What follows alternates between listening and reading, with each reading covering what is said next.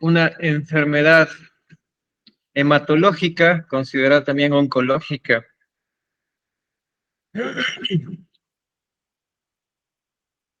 en el cual el número de las plaquetas aumenta considerablemente. ¿Sí? Y la paciente está transcurriendo o ha sido remitida al área de psicología por su trombocitosis esencial y las cualidades sintomatológicas que está presentando a raíz de su diagnóstico. Es decir, hay una estructura base de un diagnóstico base que está manifestando, que está generando problemas a nivel de salud mental. Entonces, como la idea era que cada uno hiciera su parte o estudiara o analizara su parte, ¿qué encontrar? ¿Quién quiere contarme más o menos qué encontró, qué hizo, qué no hizo del diagnóstico, de la evaluación integrativa del individuo? ¿Qué pudieran encontrar? Tiene bastantes como síntomas de algún trastorno depresivo. Perfecto. Pero vamos con la primera pregunta. ¿Cuál es la evaluación del individuo como persona, desde lo integrativo, desde lo humano? Que fue la primera pregunta que les había mandado a hacer. ¿Qué encontramos? ¿Cómo es esta persona? ¿Cómo le entienden a esta persona desde lo integrativo?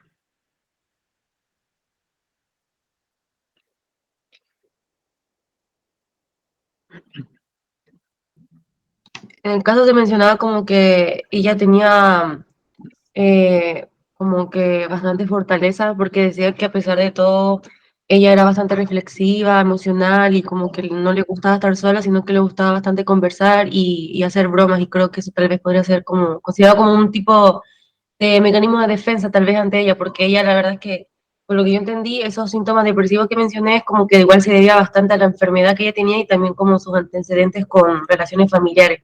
Entonces igual era bastante como resiliente, por así decirlo. Perfecto, tenía resiliencia, era más resiliente, tenía esa cualidad como individuo. ¿Qué más? ¿Qué más encontraron? Me parece interesante el tema de la capacidad resiliente que tiene la persona. ¿Qué otra cosa encontraron?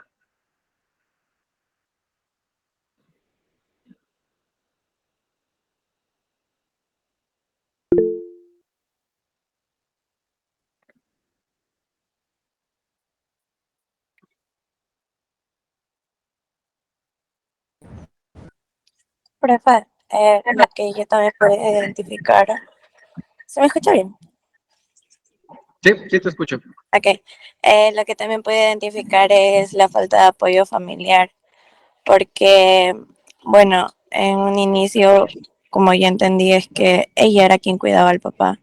Y cuando ya enfermó, dejó de cuidar al papá y la familia prácticamente la empezó a juzgar.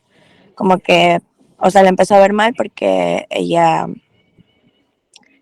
ya no cuidaba al papá. Entonces, pienso que todos estos problemas fueron, o sea, más lo depresivo y todo aquello, es también por la falta de apoyo familiar y la poca comprensión de la familia, empatía en este caso. Y bueno, la única que se hace cargo de ella prácticamente es la hija, pero esto también le ocasiona problemas a ella.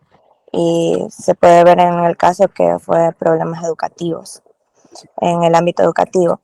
Y bueno, que tiene dos hijos más, pero uno prácticamente no ayuda en nada y el otro es bueno efectivamente, pero también es un poco impulsivo. Entonces yo deduzco en todo que, o sea, el problema radica mucho en la falta de apoyo familiar.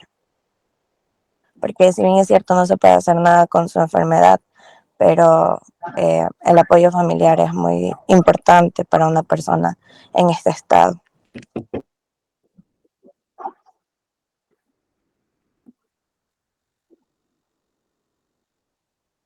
Perfecto.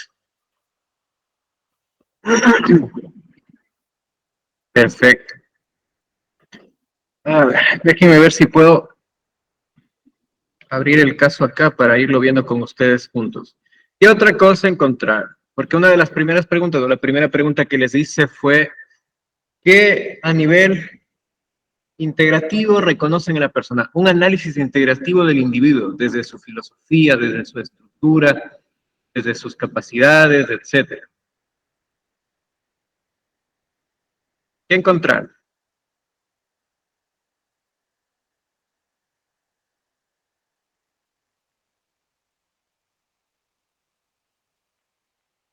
Acuérdense que este caso va a ser para su examen, así que...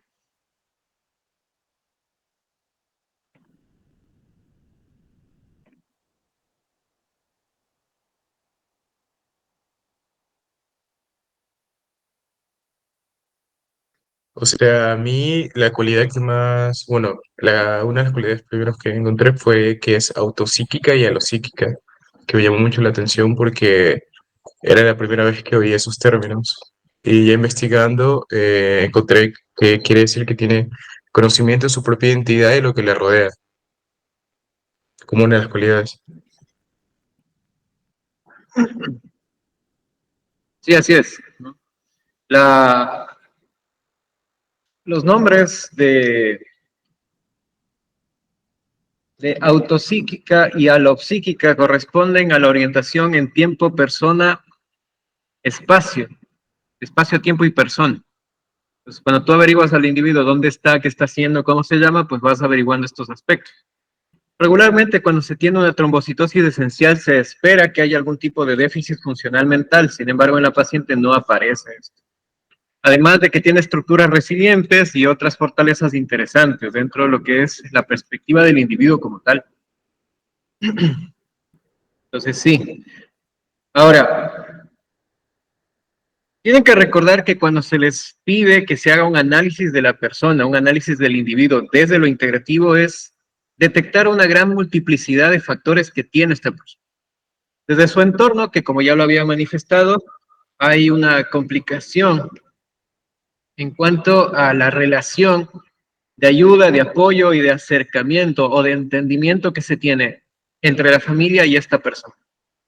Porque la familia la ve que camina, que se ríe, que hace bromas, que está aparentemente bien. Entonces, la familia le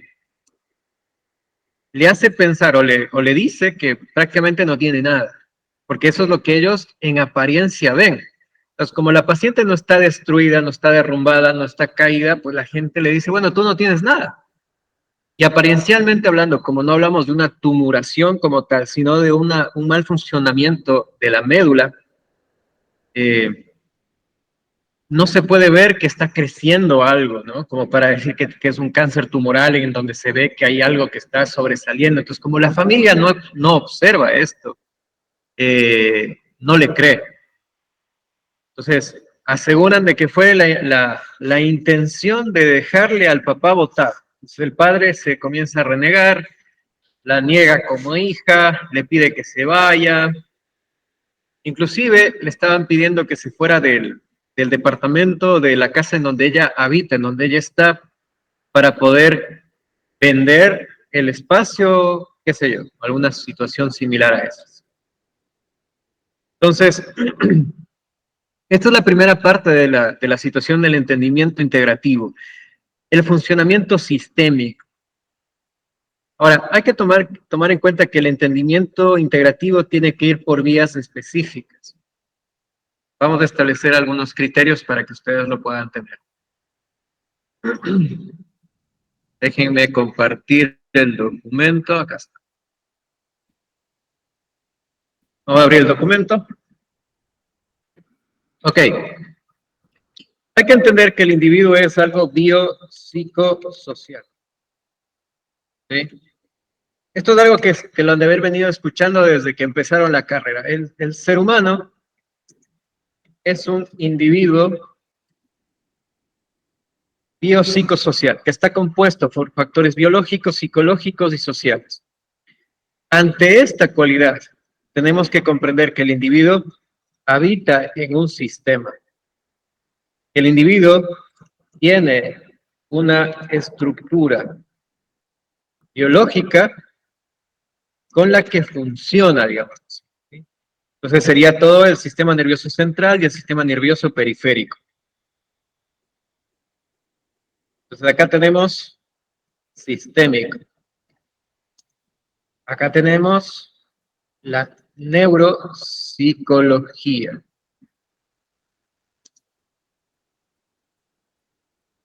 También hablamos de que el individuo tiene un comportamiento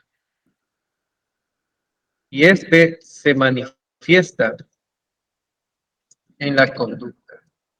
Ok, hay diversos comportamientos en el individuo que se manifiestan en la conducta. Estos comportamientos están anclados a factores dinámicos, internos, yoicos, así como de la cognición y de los reflejos condicionados. Es decir, que el individuo se moviliza desde componentes psicodinámicos, componentes cognitivos y componentes conductuales. Entonces tenemos sistémico, neuropsicológico, psicodinámico, cognitivo, conductual. Y obviamente estos factores tienen que encontrarse dentro de lo humano. ¿Sí? Entonces tenemos el humanismo, desde el enfoque humanista. Entonces, sistémico, neuropsicológico, psicodinámico, cognitivo, conductual, humanista. Dentro de los psicodinámicos, obviamente vamos a tener al psicoanálisis. ¿Ok? Entonces, el individuo es un ser biopsicosocial que se compone o está dentro de un sistema, habita en este sistema a través de la percepción de lo que pasa alrededor, es decir, componentes neuropsicológicos. Hay comportamientos propiamente humanos, como la capacidad de aprender, la capacidad de comportarse, la capacidad de controlar ciertos comportamientos, de movilizarse a través del espacio, de tener dimensiones yoicas. Entonces tenemos psicodinámicos, cognitivos, conductuales y obviamente el enfoque humanista. Entonces, cuando yo les digo que vamos a entender al ser humano desde lo integrativo, es desde un enfoque biopsicosocial. Entonces, acá está lo bio, acá está lo social, y esto de aquí es lo psico. Además de que tiene componentes que pueden estar anclados a fenómenos transpersonales o de tipo filosófico. Es decir, cómo nosotros vemos o entendemos el mundo o la vida. Eso también es parte de lo psico, de lo psicológico. Pero están expresados desde fenómenos transpersonales o filosóficos. ¿Sí? Entonces, en este caso, de la paciente, haciendo una valoración específica del individuo, tenemos que tratar de entender desde estos componentes. Entonces, tiene un sistema para hacerlo en un enfoque demasiado reducido, muy reducido.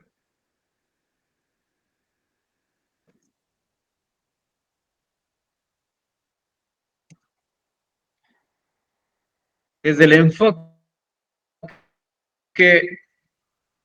sistémico, la paciente está en una situación en donde tiene un sistema de apoyo primario familiar completamente negativo. En lo que respecta a la familia ampliada.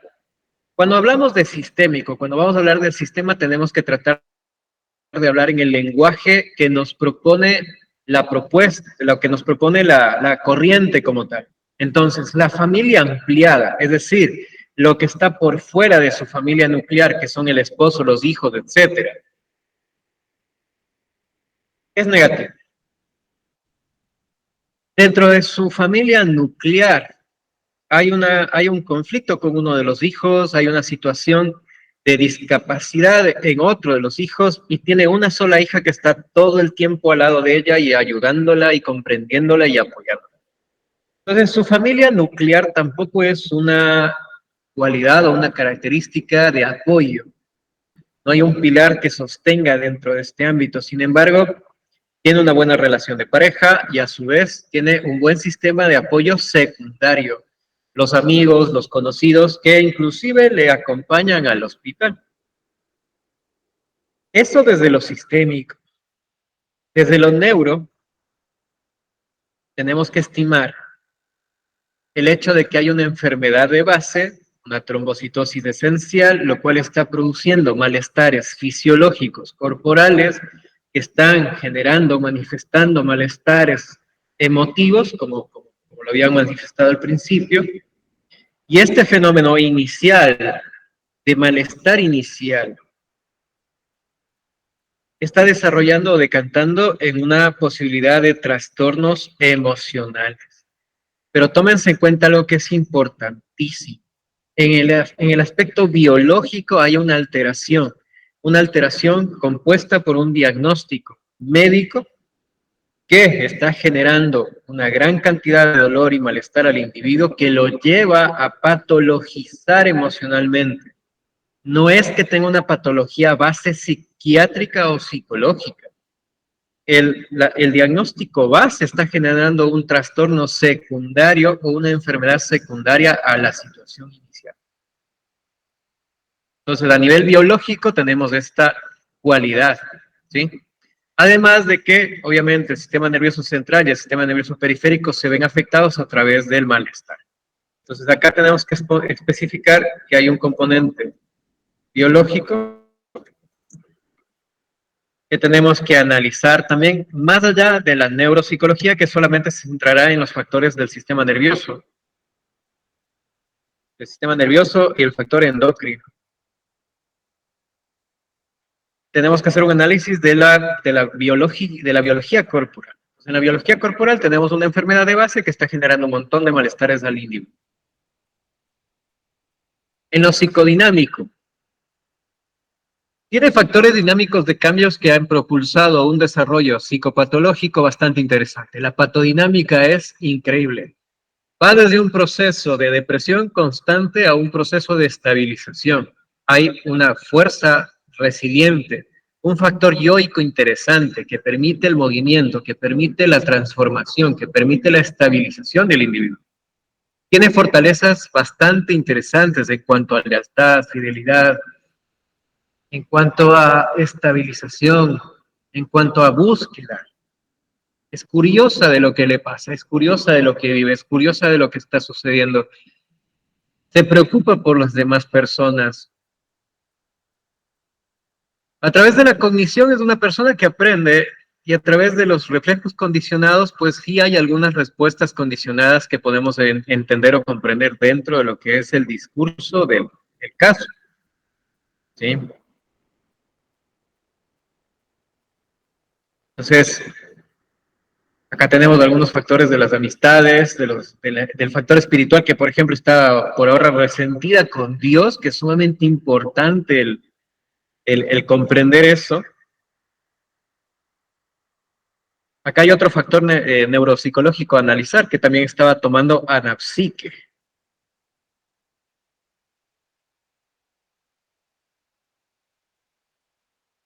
Entonces, esa es la evaluación que se va haciendo. Este es el entendimiento integrativo, lo que les decía en la propuesta. O sea, necesito que hagan un análisis del individuo como tal. No un diagnóstico porque eso es lo clínico. Y sí, somos psicólogos clínicos, lo estamos preparándonos para ser clínicos, pero lo primero que hace para poder acercarse al individuo no es entender su patología, es entender al individuo. De ahí, y nuevamente recalco en esto porque sé que no les cae bien las teorías, en especial a cierto personaje que me cae muy bien, que se ha quejado mucho de esto, pero la teoría es importante porque te permite entender al individuo. Nos tenemos que aterrizar en la comprensión del ser, en la comprensión de con quién estoy trabajando, quién es esta persona que se sentó frente a mí. La persona que se sentó frente a mí no es una patología, no es una persona deprimida, una persona con trastorno ansioso depresivo, con trastorno bipolar, no, es un individuo. Y tengo que entenderlo primero como un individuo. Eso nos lleva al factor humanista. ¿Cómo lleva su vida? El factor espiritual, en la parte transpersonal, el factor espiritual está dolido, está golpeado. A nivel filosófico tiene estructuras con las que se está tratando de manejar. En algunas cosas se moviliza, en otras no tanto. Wow. Entonces comienzo a entender a la persona desde estos factores. Ustedes pueden poner otras cualidades o posibilidades que puedan ir descubriendo en el discurso y anclarlo o moverlo hacia alguna escuela psicológica para entender con mayor profundidad la situación de la persona del caso que hemos estado leyendo. ¿Sí? Sin embargo, el primer paso es comprender a la persona. ¿Con quién estoy? ¿Quién es esta persona que está frente a mí? ¿Qué es lo que esta persona que está frente a mí pide que le ayude o pide que haga o pide que le resuelva? No sé. ¿Ok? ¿Cuál era la siguiente pregunta después de entender a la persona desde un enfoque integrativo? ¿Cuál era la segunda pregunta? ¿Quién me hace acuerdo?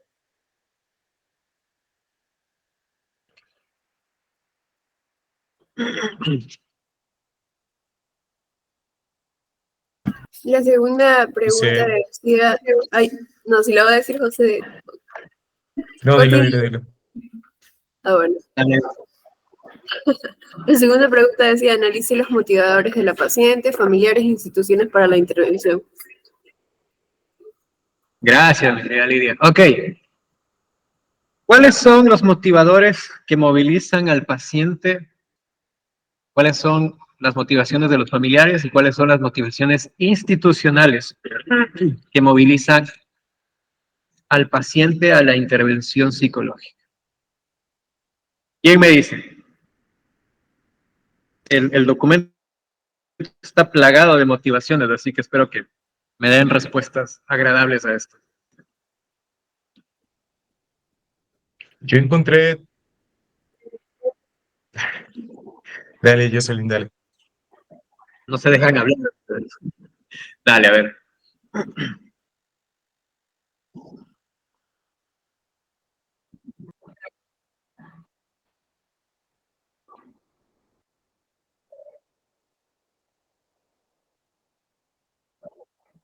¿Ya?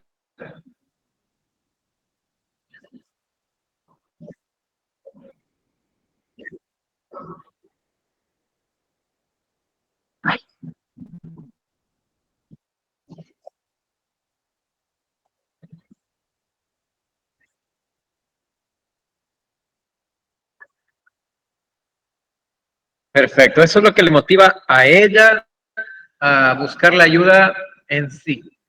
Aunque como ustedes vieron en el documento, realmente ella al principio no quería, ¿no? No tenía la intención.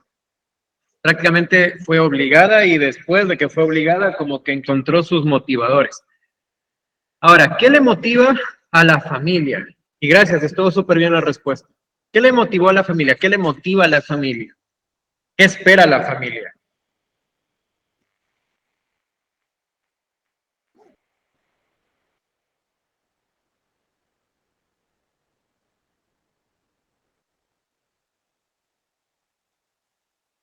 ¿Qué encontraron de eso?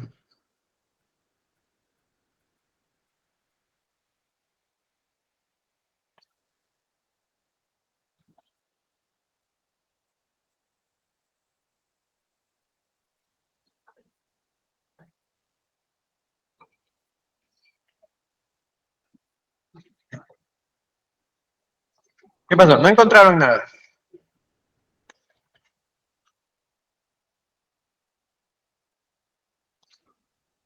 Profe, ¿puede volver a repetir la pregunta, por favor? Claro, ¿qué fue lo que le motiva a la familia a la búsqueda de ayuda?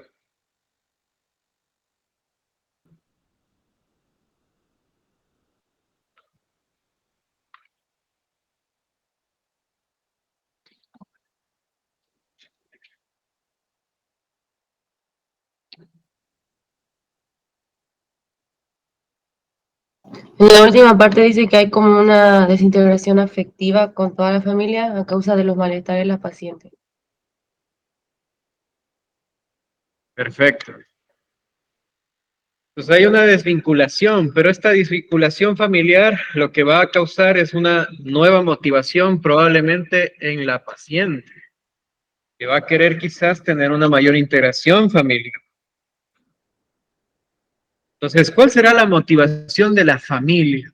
Creo que no está detallado en el documento como tal, pero aquí viene una situación que es importante. Si vamos a ser empáticos, ¿qué esperarían ustedes de su familiar? Obviamente que se cure, pero como no podemos, ¿qué esperaríamos? ¿Qué querríamos?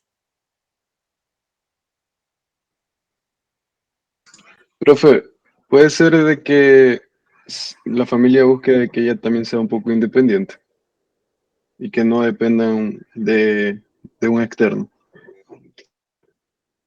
Perfecto. Va, esa es una y es muy buena. Niurka, ¿tenías algo que decir? Me olvidé por un ratito. Era como que, o sea, mi punto de vista es como que le ayuden a poder entenderla y como que ayudarla. O sea, es que yo sigo con lo mismo de que los hijos, solo una era la que tenía más carga, era la que prácticamente se hacía responsable. Y o sea, prácticamente todo el mundo le dio la espalda. Y claro, habla de que sí hay amigos que incluso la acompañan en el hospital y todo eso, pero hablando en el ámbito familiar, prácticamente hasta su propio padre le dio la espalda. Así es. ¿Qué otra cosa, qué otra motivación creen que la familia puede tener?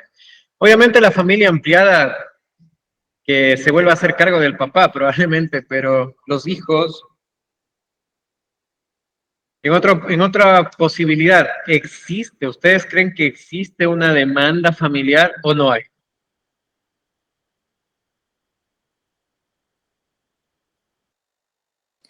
¿A qué se refiere con demanda familiar? O sea, porque, digamos, si ella dice que está separada del esposo, supongo que los hijos igual como quiera la necesitan, o sea, que ella esté totalmente, o sea, como que más estable, porque ella le daba como estos episodios y así, y aún que el hijo tenga 24, el otro hijo creo que tenía 14. Entonces, y aunque él también tenga como, o sea, problemas, por así decirlo, él también necesita pues el apoyo, o sea, que su madre esté presente. Perfecto. Esa es la motivación familiar. Que la mamá esté presente, que la mamá esté ahí, que de algún modo pueda restablecer ciertas funciones que le permitan todavía ser mamá, porque es lo que necesitan, a pesar de que, claro, el mayor ya está casi comprometido y el menor tiene una cualidad inclusive diagnóstica, me parece que tiene algún tipo de patología de discapacidad, no sé si está en el documento, pero eso es en el caso real, en el caso de verdad. Entonces, se requiere la necesidad de que mamá esté presente, no necesariamente activa, pero por lo menos que esté, permitirle ser a la mamá. Ok, entonces, ¿cuál es la demanda institucional? ¿Qué es lo que está pidiendo? ¿Cuál es la motivación de la institución?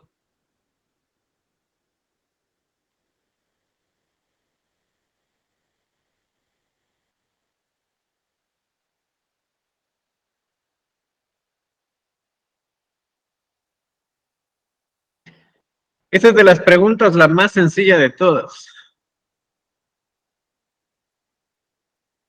¿Cuál es la demanda de la institución? ¿Qué quiere la institución? ¿Cuál es el motivador de la institución?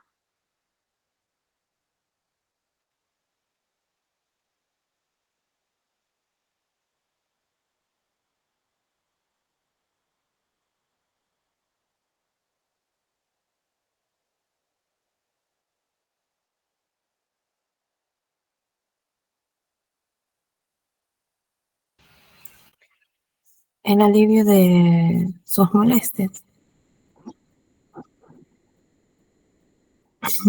¿No?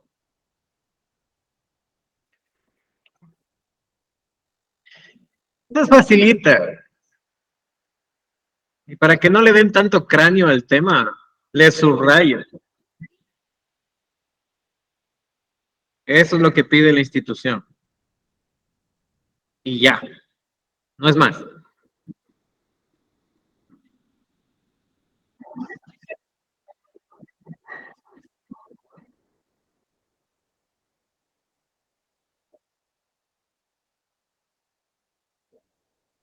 Exacto. O sea, la institución lo que podría estar pidiendo es que mantengamos estable a la paciente hasta que se resuelvan ciertos aspectos técnicos o aspectos formales para la llegada de la medicación. Pero la demanda de la institución es esa. Es necesaria una valoración del clínico y el inicio de un proceso. Y ya, porque es lo que te pide la institución a través de una interconsulta institucional. ¿Sí? Así que cuando estamos hablando de instituciones es mucho más sencillo porque tenemos que especificar lo que nos, nos enviaron. O sea, si está escrito en el papel valoración psicológica, eso le ponemos como motivación de la institución. Perfecto. Después de esta pregunta, ¿cuál es la siguiente pregunta que les dice? El de la personalidad, creo. ¿O no? Dice, describe los resultados obtenidos en la investigación clínica de la personalidad y del entorno. Perfecto. El del entorno creo que está recontra claro cuál es la situación. Porque lo hemos venido hablando. Ahora, ¿qué es lo que pasa a nivel de personalidad? ¿Qué tipo de personalidad encuentran en la paciente? Obviamente, desde una visión integrativa. ¿Cuál es? ¿De qué tipo?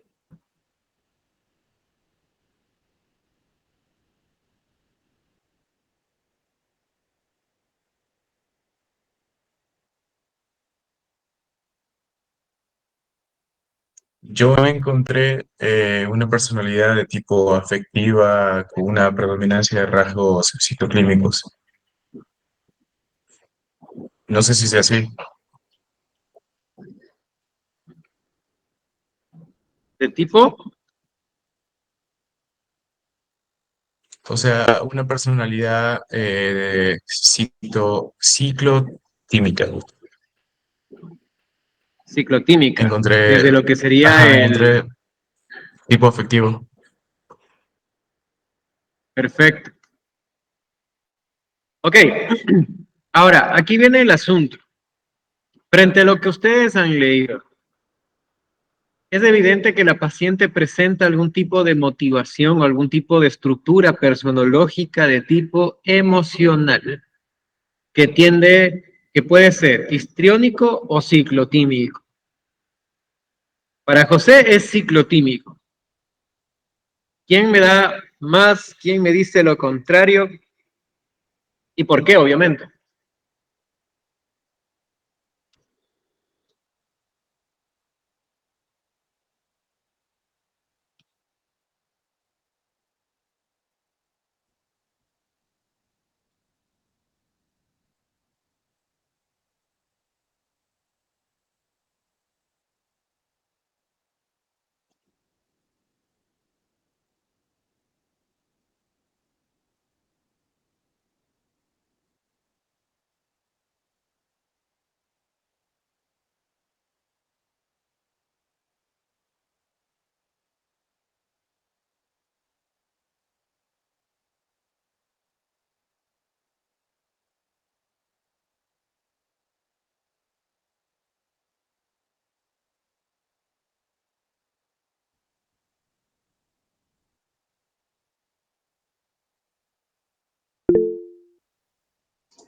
Profe,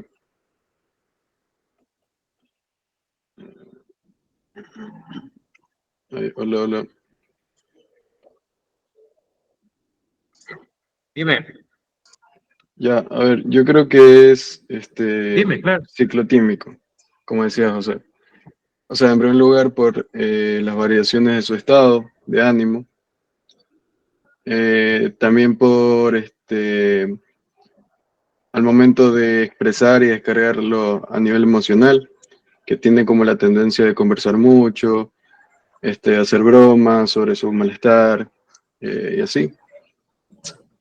También la sociabilidad, que también se habla en lo ciclotímico, la confianza rápida de hablar con el otro, de la facilidad de trabajar en la amistad, en lo social, y eso, esos 3 puntos. Bien, bien, bien, bien, bien. Ok. Les voy a hacer un criterio que los voy a dejar como para que lo tengan ahí. A mi parecer,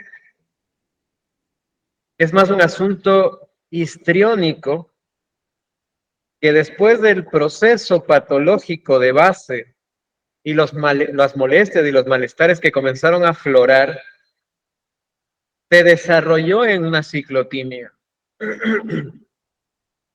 Porque por ella es muy anímica, muy chistosa, hace bromas, se acerca, va, viene, es amistosa.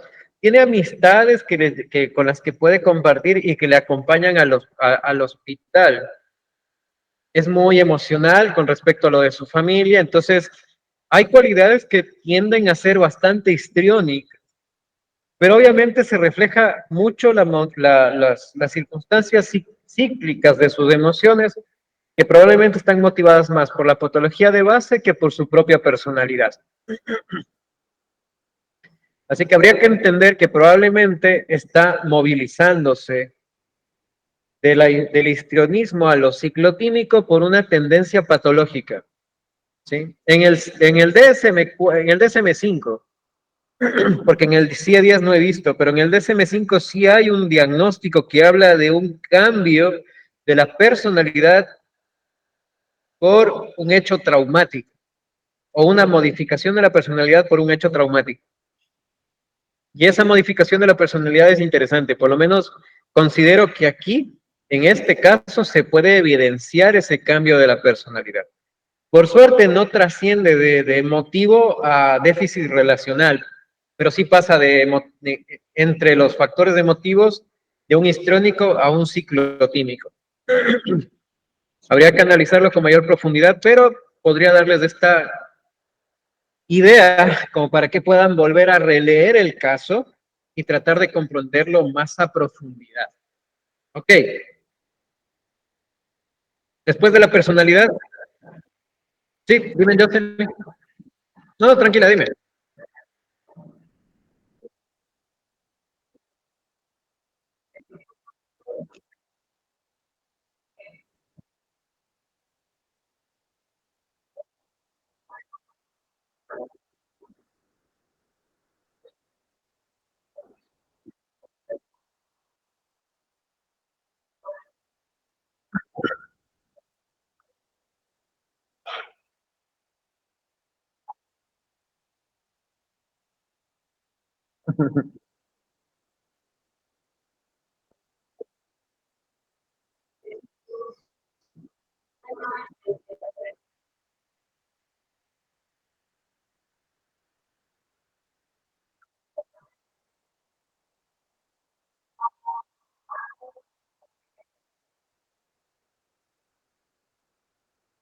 Bien.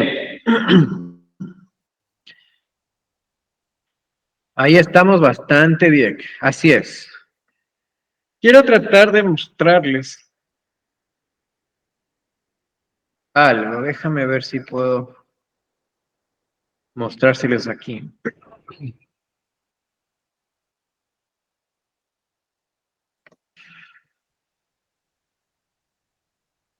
La personalidad, a pesar de lo que les hayan podido enseñar a ustedes, no es única, ni es, ni estamos anclados a un solo tipo.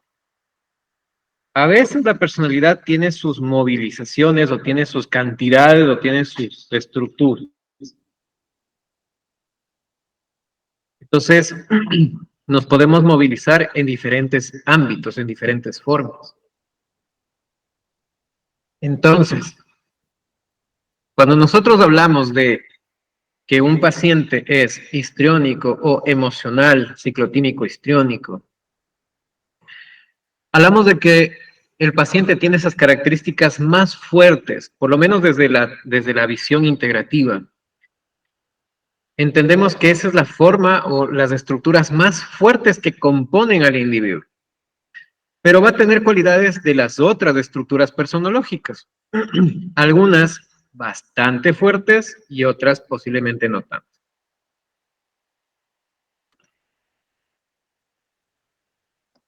Entonces, para que Profe, sea de más hecho, eso comprensible, se vamos ve a... en el test de personalidad que usted envió, de tipo integrativo. Exacto, y justamente eso estoy abriendo ahorita, el cuadro del test para que puedan justamente analizarlo desde el cuadro.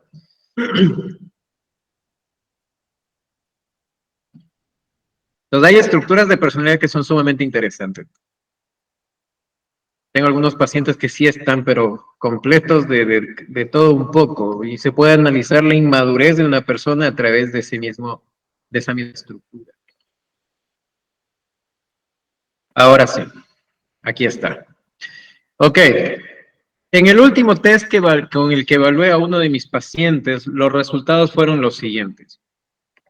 A nivel anancástico tenía un valor de 7. A nivel paranoide tenía un valor de 6. A nivel ciclotímico tenía un valor de 3. Histriónico de 2. Evitativo de 7. Dependiente de 6. Esquizoide de 2.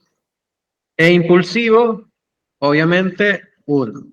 No es impulsivo para nada. Entonces, la forma de verle a esta estructura sería más o menos esta, ¿no? Aquí, luego acá, luego vamos más acá. Y esta es la forma o la estructura en la que puedes tratar de entender al paciente, ¿no? Esta figurita que es como un electrocardiograma, decía mi profe, que en paz descanse. Es como tenemos que entender al individuo.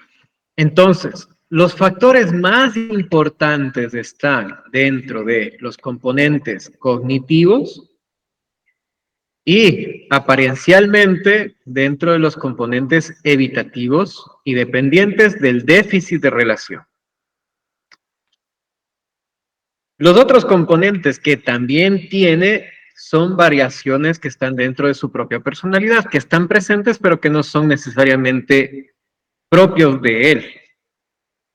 Entonces, en la estructura de aquí abajo obviamente no hay una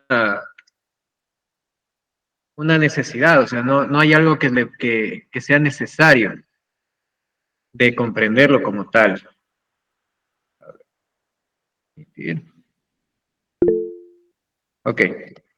Porque esto de acá son componentes que son cualidades que ha ido desarrollando a través del tiempo. Entonces, quizá por ahí trató de ser más amiguero, más cercano, pero no pudo y obviamente se truncó el factor emocional.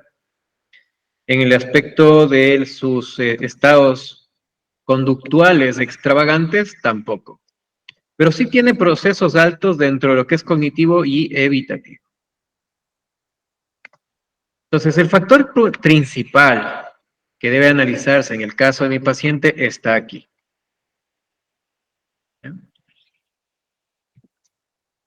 Entonces, así es como vas entendiendo dimensionalmente a la persona. En el caso de la paciente que estamos estudiando, tiene factores anancásticos de un 7, un factor ciclotímico de un 8 e histéricos de 7. Los otros factores también están presentes. Por ejemplo, pero hay que ir entendiéndole al individuo y al factor de la personalidad también desde el enfoque integrativo. Pero, por ejemplo, ¿va a tener factores paranoides? Claro que sí. Si la familia es el primer factor que le deja a un lado. Evitativos, claro, porque la familia le deja a un lado, entonces trata de evitar, además de que la enfermedad, sus dolores, sus malestares le llevan a ser evitativa. Dependiente, claro que va a tener, porque la enfermedad le obliga a ser dependiente. Esquizoide no, e impulsiva un poco también. Ahora, cuando vas a hacer el análisis del individuo tienes que estar bien concentrado. Paranoide sí, por la afectación familiar. Evitativo sí, por los dolores y malestares. El paciente lo que quiere es no salir de la cama, no salir de la casa, no ver a nadie. Normal, cuando ustedes están con gripe también tienen esas conductas. Esquizoide y impulsivo no tiene en su mayoría, pero impulsivo ¿en qué sentido? En que el dolor y el malestar le está llevando a pensar inclusive en la muerte. Dependiente también por el factor del trastorno, de la patología de base. Histriónico, que me parece que es la cualidad o característica de la persona más clara. Esta me parece que es la que se desarrolla en la paciente realmente. Mientras que el factor ciclotímico me parece que es también una forma de aflorar la patología de base a través de una estructura emocional. Entonces, las variaciones emocionales que está presentando aquí la paciente puede ser producto de la enfermedad o la patología de base. Al igual que, como les había manifestado, lo dependiente, lo esquizoide y lo impulsivo. Y lo paranoide por lo familiar. Este de aquí me parece que es un factor que siempre tuvo. Ella también tenía estructuras de tipo cognitiva fuertes, así que sí, puede tener las dos cualidades, histriónicas y cognitivas. Pero si nos ponemos a pensar en el tema cognitivo, habría que evaluarlo en qué sentido. En que ella era la que cuidaba del padre enfermo, ella era la que cuidaba de su familia, ella era la que tuvo que salir adelante después de que su primera pareja, su ex esposo, dejara el hogar y se fuera. Entonces, es evidente que tuvo la necesidad probablemente de volverse más organizativa, más controladora, más rígida en sus pensamientos, en sus estructuras comportamentales. Al ser más rígida, le permitió controlar mejor la situación que estaba viviendo, proteger a su familia, educar a su familia y demás. ¿Sí?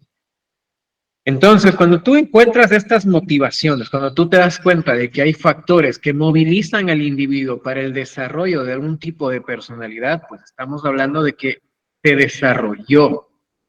Mientras que lo histérico aparentemente es algo que le sale natural. Entonces, probablemente, por lo menos para mí, es histriónico, con cualidades de tipo ciclotímicas e histriónicas, además de tener componentes cognitivos.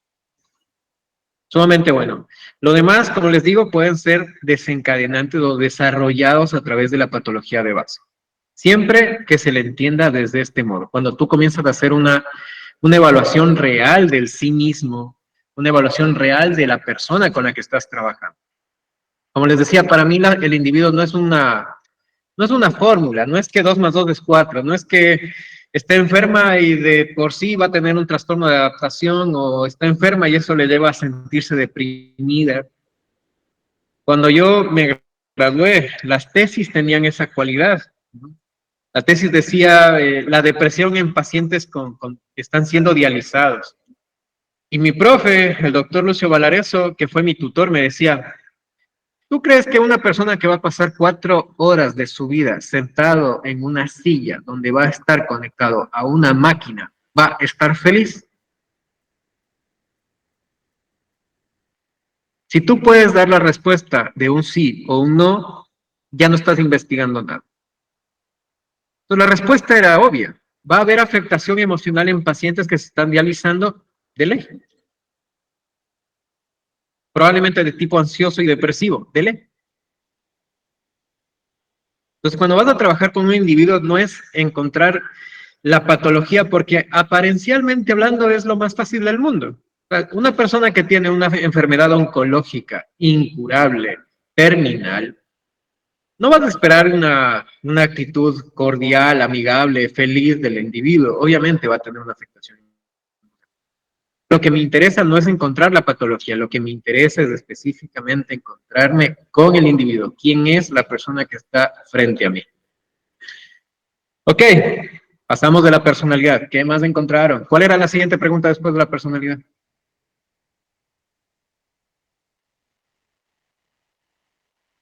Faltó el tema de la investigación clínica.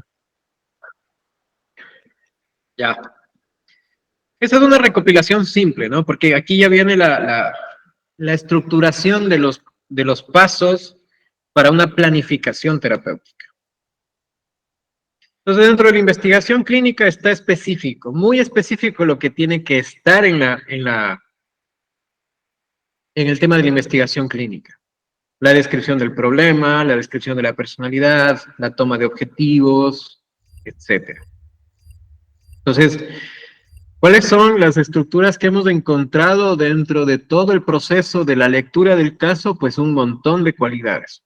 Resiliencia, empezando siempre por lo positivo, resiliencia, adaptación, organización. Después está los factores emocionales cíclicos, posiblemente estructurados desde una patología ansioso-depresiva. A nivel del entorno, todas las complicaciones y problemas de tipo familiares, etcétera. ¿Sí?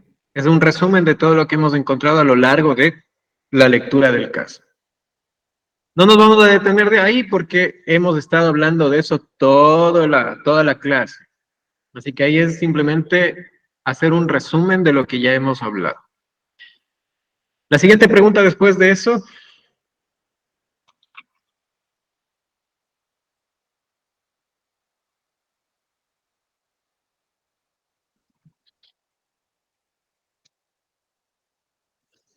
Formalice un plan terapéutico según las cualidades del MIFP. Del movimiento integrativo focalizado en la personalidad del doctor Lucio Valareso, que es lo que hemos venido estudiando todo el semestre. Ok. Hay problemas en el entorno, hay problemas biológicos de una enfermedad incurable, hay una situación complicada de que no va a llegar la medicación o de que no está llegando. Hay complicaciones emocionales de tipo ciclotímicas y posiblemente de tipo trastorno ansioso depresivo, trastorno mixto. Creo que, y una personalidad movilizada por la patología de tipo emocional con cualidades cognitivas posiblemente de tipo anancásticas. Ok, ya tenemos el problema, la descripción del problema y el trastorno, que lo he hecho de una manera muy simplificada porque tiene que ser más estructurado, obviamente. Les he dicho el tipo de personalidad, cuáles serían sus objetivos y cuáles serían sus estrategias. Si gustan, pueden ponerlo también en el chat. ¿Qué me dice?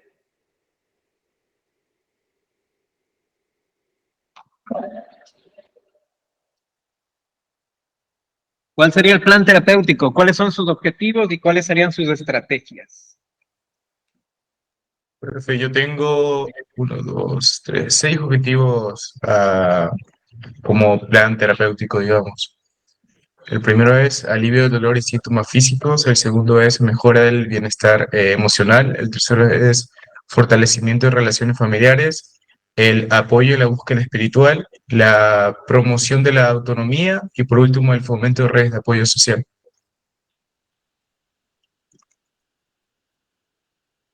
Perfecto.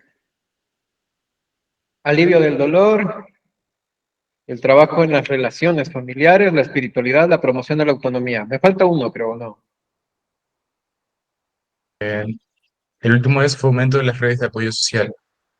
Eh, o sea, creo que, o sea, tomé bastante en cuenta también el hecho de que se está hablando de una paciente con una enfermedad terminal y también habría que hacer una especie de terapia para tratar el duelo en los familiares, especialmente la hija, que es la que está más involucrada emocionalmente con ella, o la que ha tenido mayor relación con ella. Sí. Ok. Aquí vienen factores complicados. El alivio del dolor, estimando que hay dos tipos de consecuencias dolosas, que es el factor real del dolor, es decir, lo que el cuerpo está sintiendo, y el factor psicológico, es decir, cómo percibo el dolor, que tiene componentes sumamente complicados dentro de la psicología, como por ejemplo el hecho de que me duele porque estoy siendo castigado. Regularmente cuando una persona tiene cáncer o algún tipo de enfermedad terminal, tiende a tener esta creencia, ¿no? Estoy siendo castigado. Algo hice que Dios me está castigando. Entonces es una forma de percibir y que de algún modo aumente el dolor. A ustedes les habrá pasado, por ahí les duele una muela. Ya el dolor de muela es suficiente, pero por ahí tienen que ir a clase, tienen que dar un examen, están estresados, tienen que estudiar. El dolor de muela se vuelve un dolor de casi todo el cuerpo. Es un dolor horrible que tenemos en todo lado. Entonces, buscar el alivio del dolor psicológico estaría bastante bien. Entonces, en eso podríamos estar bastante conformes. Psicológico. En el tema de las relaciones familiares hay complicaciones bastante interesantes que se las voy a dejar para que las mediten. Primero, como bien dijo José, la hija es la única que está al tanto, al cuidado de la paciente. Es más, perdió un año o estuvo por perder un año de colegio por estarle acompañando al hospital y todo lo demás. Esto quiere decir que hay una estructura familiar compleja donde solo una persona se está haciendo cargo de todo. Por lo tanto, va a haber algo que se llama el síndrome del cuidador o el síndrome del quemado. Trabajar con esta persona significaría hacer qué. Ahí tendríamos que detenernos un momento. Voy a hacer que los otros hijos, o por lo menos intentar, se involucren. Voy a hacer que la hija tome las decisiones sobre su vida y comience a generar procesos que le permitan avanzar sin dejar de lado el cuidado de su madre, porque ella también tiene el derecho a vivir, tiene el derecho a ser feliz, tiene el derecho a hacer sus cosas. O voy a trabajar con ella para retirarle de ahí, porque necesito que no se queme también, ¿no? ¿Qué voy a hacer con esta persona? Si la retiro, puede haber complicaciones con mi paciente. Si le ayudo a adaptarse, obviamente voy a seguir generándole un proceso de pilar para mi paciente, pero de desgaste para ella. Entonces, en el tema de la hija es un tema de muchísimo cuidado. O sea, hay que ver qué hacemos, porque estamos hablando de la vida de dos personas, no solo de mi paciente. Porque a veces tendemos a cometer ese error. Ay, no, es que la hija le ayuda, qué bueno, entonces tiene que seguirle ayudando. ¿Cómo así? La hija tiene 16, 17 años más o menos, me acuerdo que, no sé si les puse la edad, pero más o menos tiene esa edad. ¿Ya? Y tiene el derecho de hacer sus cosas, no necesariamente tiene que estar las 24 horas ahí al lado de la mamá. Entonces, tenemos que evaluar eso. Va a ser bien difícil conversar con el papá, va a ser muy difícil conversar con la familia, va a ser muy difícil establecer un criterio de apoyo familiar. Así que el tema de las relaciones familiares habría que preguntarse muy claramente, ¿cómo? Primero, ¿qué voy a hacer con eso? Y después, ¿cómo lo voy a hacer? Porque ahí es complicadísimo, ¿sí? Ahí es complicadísimo. Ahí se les complica un poquito las cosas porque tienen que analizar cómo van a desenvolver o desarrollar este proceso. Ahora, ¿cómo te apoyas con eso? ¿Cómo te apoyas como para poder establecer un criterio y movilizar un poco las cosas? Pues la búsqueda de promover su autonomía está una de las respuestas. Entonces, promuevo su autonomía y trabajo con la hija para que la hija pueda soltar y nuestra paciente comience a responsabilizarse. Por ahí podría haber una respuesta, sin embargo, no es una respuesta completa, hay que analizar. En el tema de la promoción de la autonomía, la pregunta sería ¿cómo? Me parece sumamente bueno realmente, porque es lo que se debe de hacer realmente. ¿Cómo? En el de la espiritualidad, sumamente bien, porque cuando hablamos de un paciente oncológico que tiene una situación de vida precaria, terminal, va a necesitar posiblemente de un afianzamiento a algo mucho más fuerte que él mismo o que ella misma. Así que el factor espiritual puede ser una valiosa herramienta para el trabajo. En el trabajar de sus redes de apoyo social, yo creo que sería más bien mantener, porque sus amigos, sus amigas le llevan al hospital, le acompañan, están con ella, son más familia que la propia familia, así que las redes de apoyo social creo que se pueden mantener. Ok, esto es lo que me dijo José. Ahora, las preguntas es, el alivio del dolor psicológico, ¿cómo lo vas a hacer? Lo de la familia lo vamos a dejar ahí porque sé que todo el mundo va a querer trabajar con la familia y es un tema que necesito que lo piensen bien. En la promoción de la autonomía, ¿cómo lo vas a hacer? De la espiritualidad, ¿cómo lo vas a hacer? Háblame un poquito del alivio del dolor psicológico. ¿Con qué estrategia? Ok, tengo las siguientes estrategias que están, digamos, mixtas. O sea, no me enfoco en cada objetivo, sino que anoté las estrategias que haría, que Perfecto. son la aplicación de una terapia cognitivo-conductual y una terapia de aceptación y compromiso, además de sesiones de terapia familiar para mejorar la comunicación y gestionar tensiones familiares. También haría una integración de enfoques espirituales en la sesión terapéutica, una educación psicoeducativa sobre la enfermedad y estrategias de afrontamiento, además una coordinación estrecha con el equipo para garantizar las intervenciones a nivel farmacéutico, ya que se establece de que está en tratamiento farmacéutico.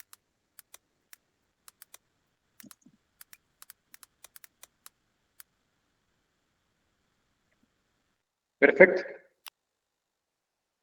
Ok, las estrategias cognitivo-conductuales pueden ser viables en cuanto a la promoción de su autonomía, probablemente un poco en el tema de sus relaciones familiares, hasta un poco en la espiritualidad. Hay que tomar en cuenta que la misma enfermedad habrá desarrollado distorsiones cognitivas que de por sí tienen que ser tratadas, así que es un valor bastante interesante.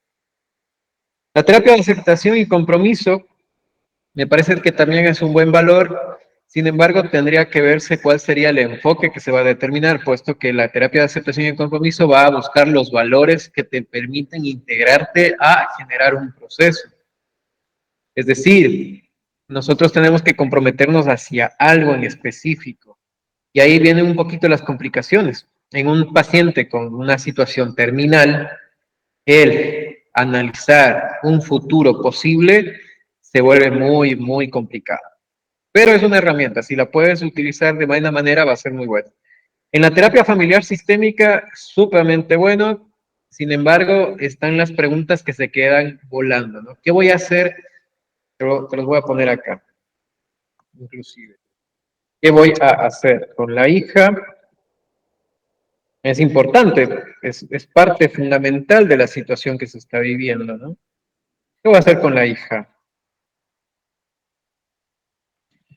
¿Cuál?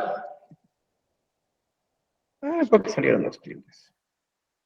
¿Cuál es mi objetivo con la terapia? ¿Con quién voy a trabajar?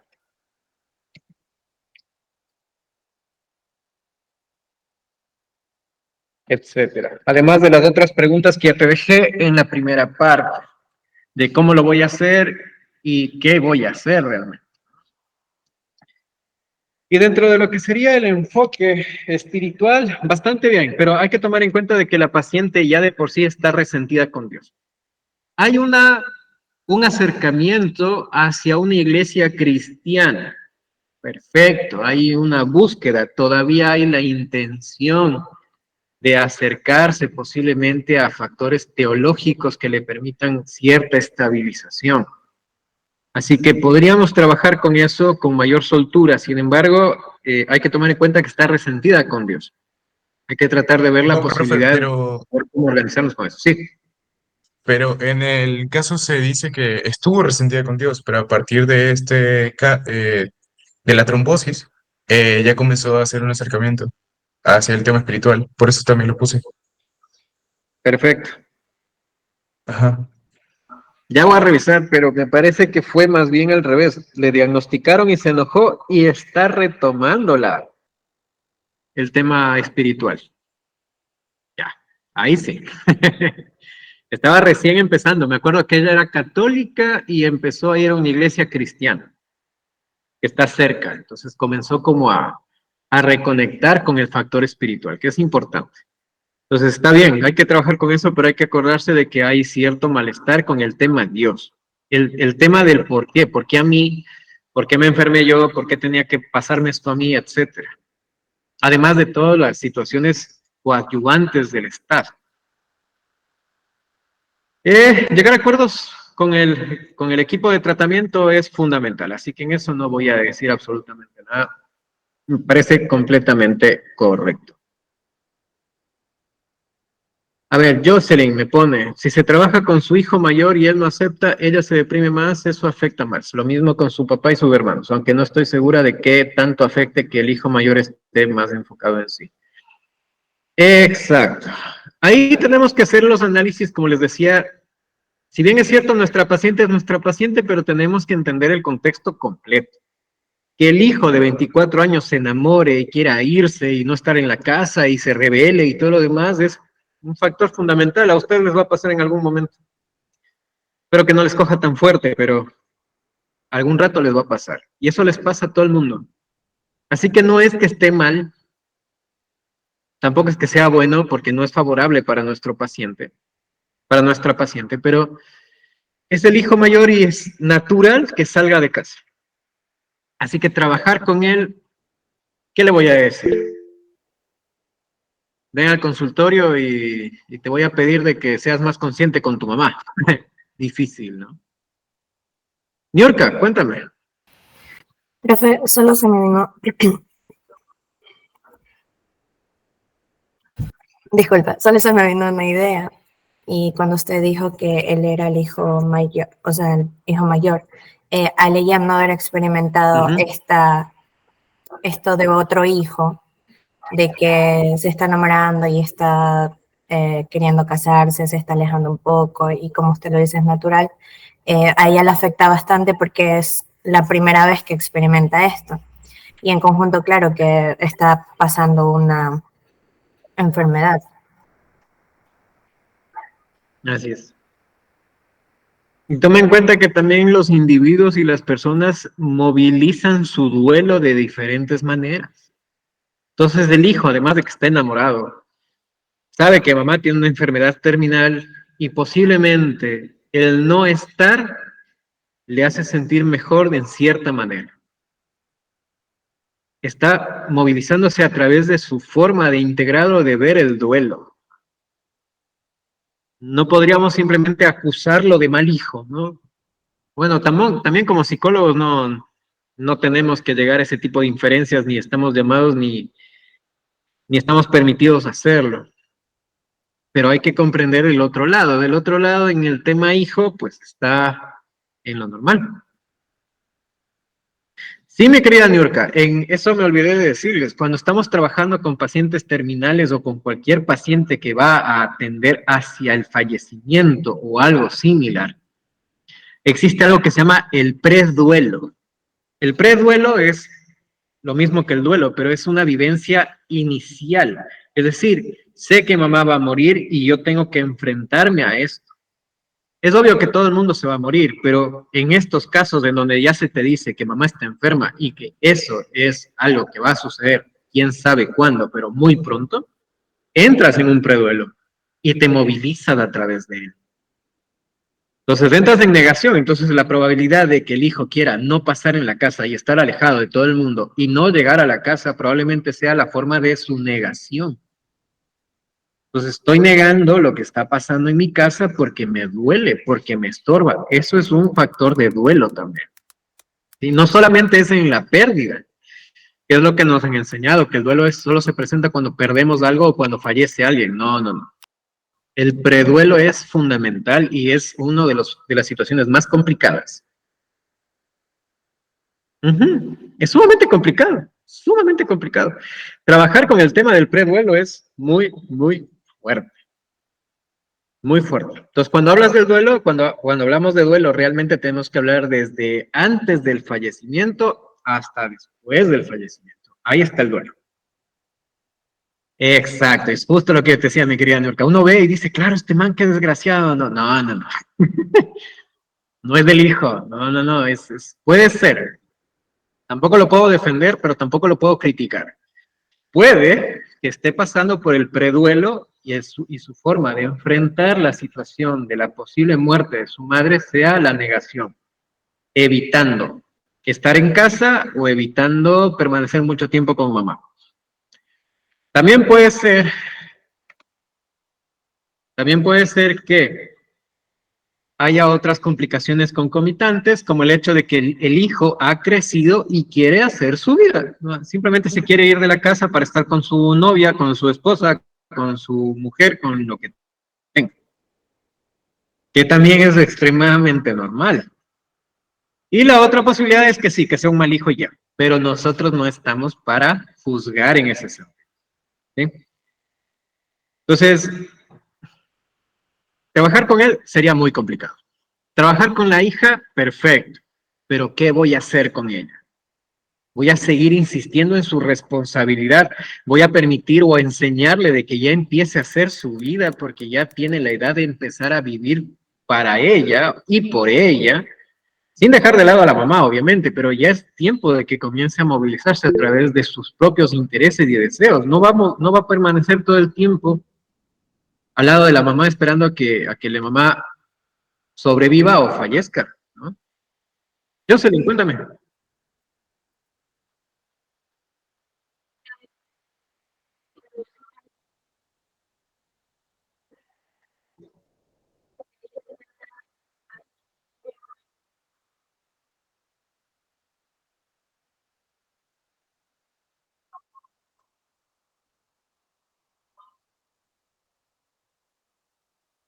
Realmente no es tanto en lo público, sino también en el sistema asistencial que nos han enseñado. El psicólogo todavía sigue usando mandil, todavía sigue usando un consultorio, todavía sigue en ese tipo de rol en el cual es similar a un médico. Inclusive lo que manifestaste, ¿no? El curar al paciente, a la paciente. Cuando rompemos un poco el esquema asistencial médico y nos metemos un poco en la parte más clínica, psicológica, sí tenemos que adentrarnos un poquito en el ámbito asistencial, pero también tenemos que llegar hacia el ámbito humano.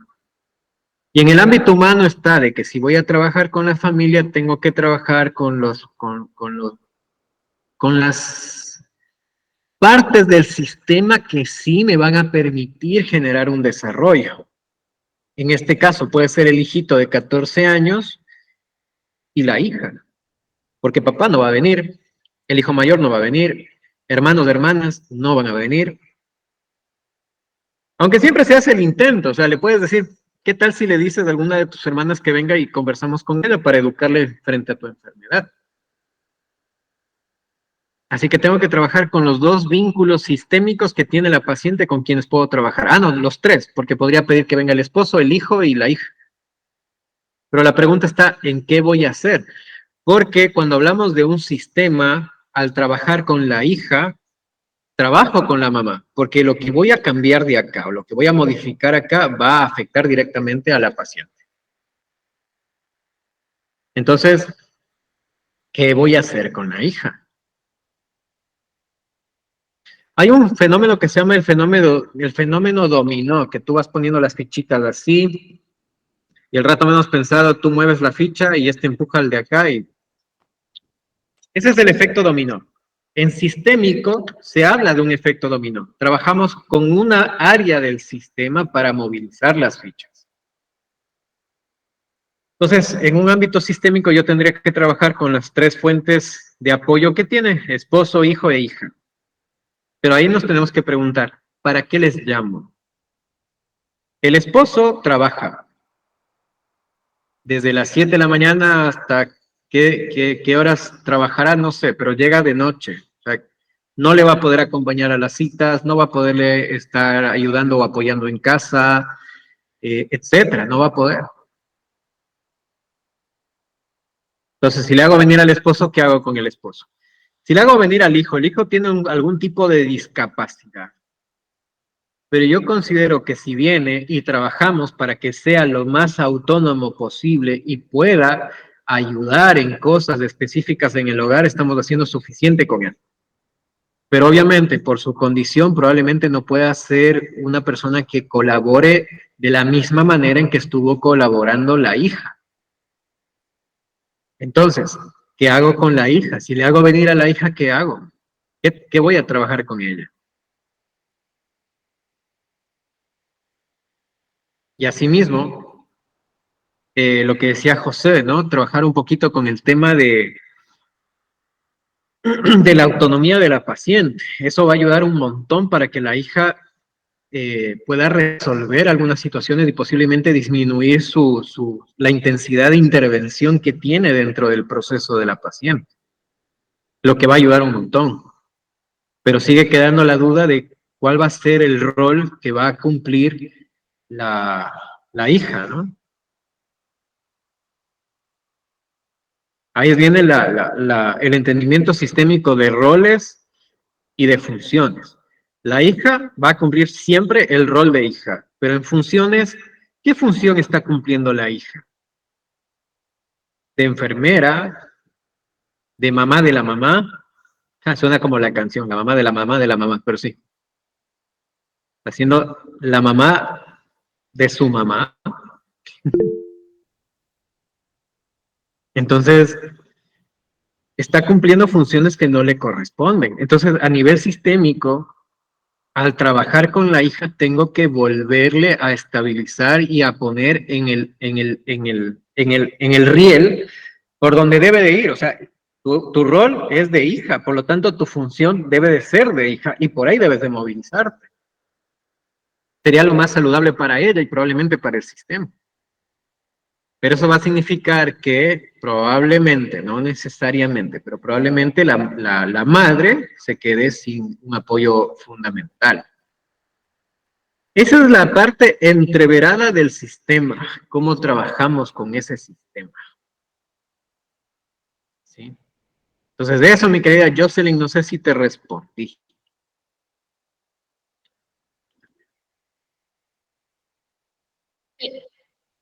Perfecto, qué bueno. ¿Ok? ¿Alguna otra pregunta o duda de lo que hemos estado hablando ahorita? Perfecto. Entonces, ese es el problema dentro del aspecto sistémico, de lo que estábamos hablando del sistema. Por lo demás, me parece que estoy bastante conforme. ¿Alguien tiene algún otro objetivo o alguna otra estrategia que aplicaría en el caso que quisiera manifestarme?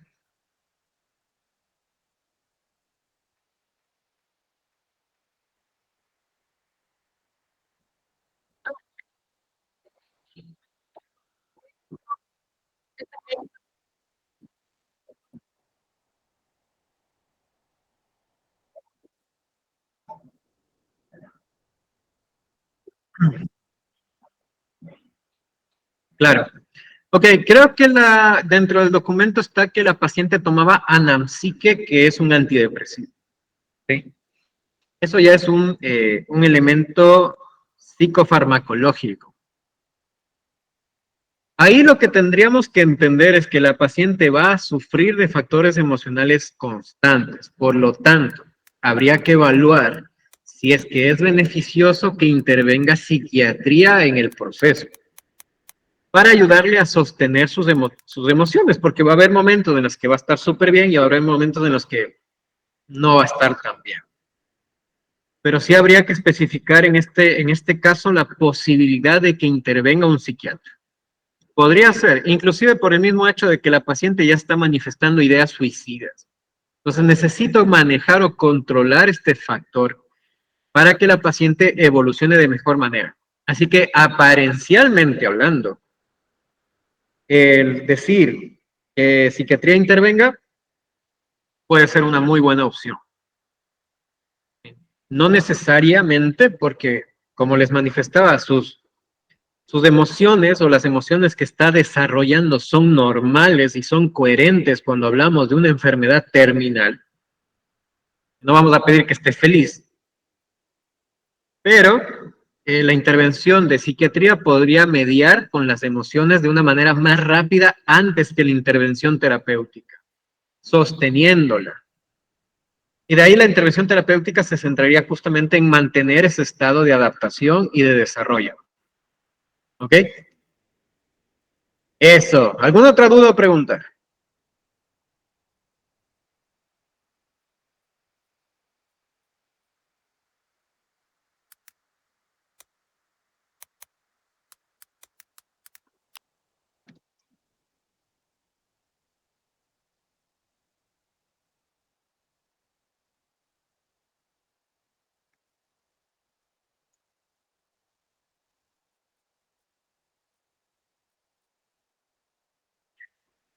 Next. Ok. ¿Cuál es la siguiente pregunta después de esta aquí? ¿Cuál era la siguiente pregunta que les hice?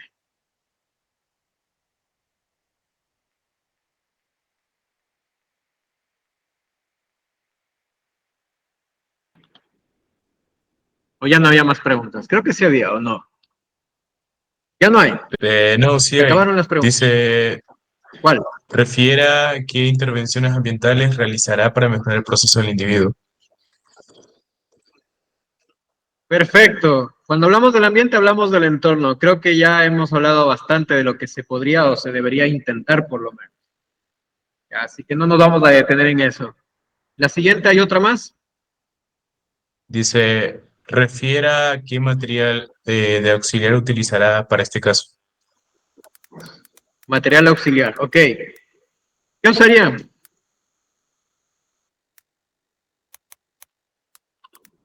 ¿Qué material auxiliar utilizarían y por qué?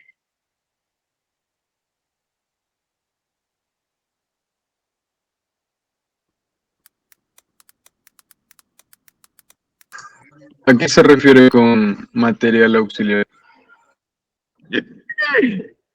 En las diapositivas y les di clases de eso. Así que revísalo.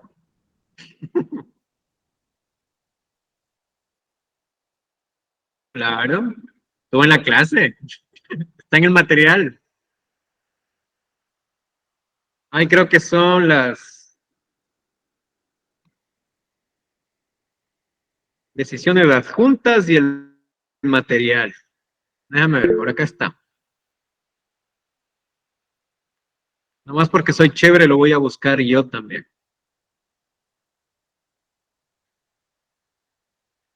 ¿Dónde está? Vamos a ver, vamos a ver.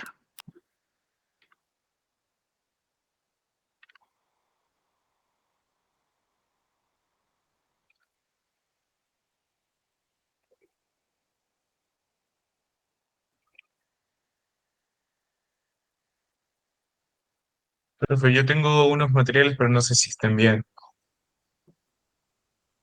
Acá está. Ya.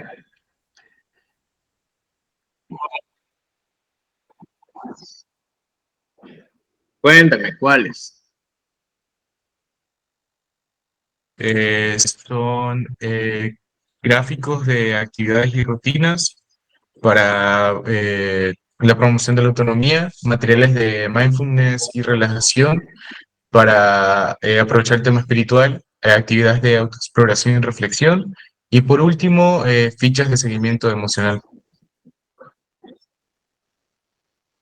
Sí, perfecto. Ya ni para qué busco.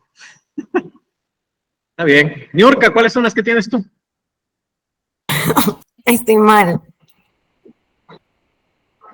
¿Cuáles son? Dime tú, No, a ver si están mal. totalmente Dime. mal. Dime una, aunque sea, a ver qué tan mal estabas. Es que está demasiado mal. Según yo. Dime una. Puse Dime una. que Capaz que estás bien y hacer. te estás criticando solita. A ver, ¿cuál? No, sí está mal. Yo puse que como que enfrascarme mucho en una terapia grupal. Y ya. Ah, ya, ahí sí te entendí. No, el material auxiliar es cómo voy a permitirme la evaluación de los resultados, de la dinámica, de la situación del paciente a lo largo del proceso, ¿no?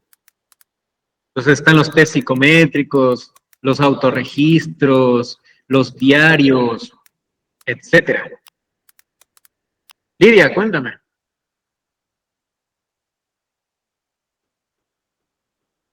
También podría ser, o sea, digo podría porque no sé si está bien, como recursos informativos accesibles sobre su enfermedad, o sea, como todo, para mantenerlo claro, pero, o sea, que eso solo sirva de información para mantenerla clara, recursos informativos sobre su enfermedad.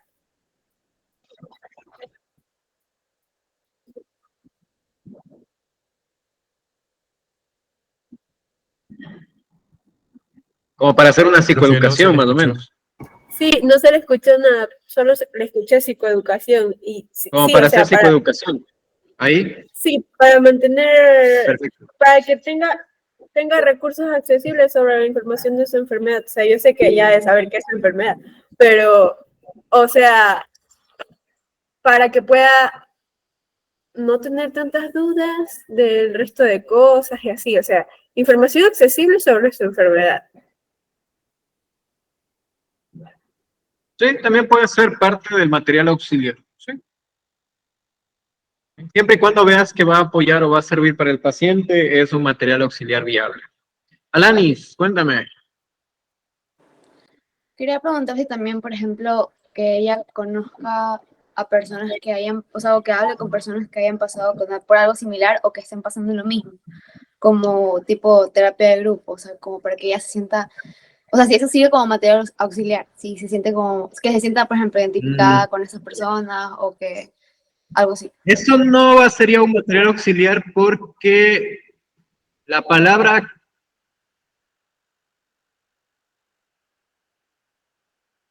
inicial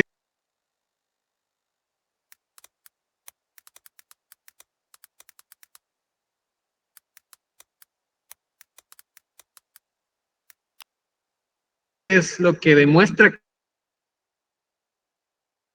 para otro lado.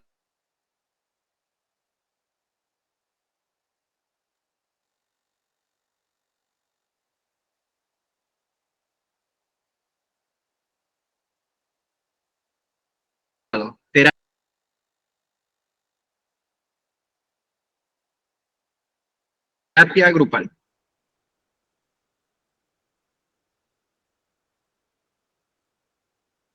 o la intervención grupal.